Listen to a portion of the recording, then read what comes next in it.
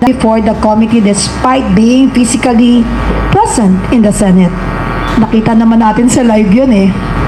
What significance should the public attach to this? Ladies first? Attorney kasi nandun Attorney siya Torion. yesterday. Okay, sorry. Well, I was present there, no?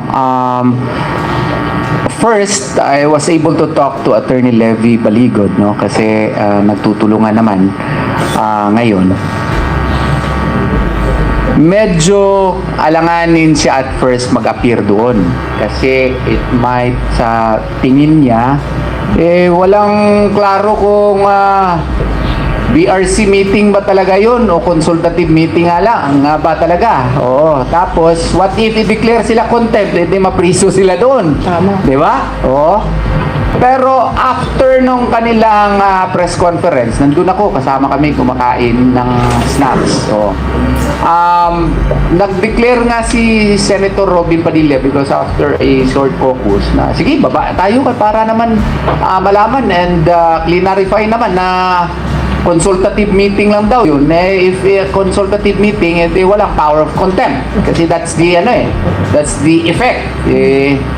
So, if Senator Pangilinan declared that and to the effect that Senator Tolfo also affirmed that, kung totoo yun, baba tayo. Oh. So, pinaalam doon sa baba. Oh. Na magbaba ang 18 Marines. After mga 10 minutes, tapos na ang hearing.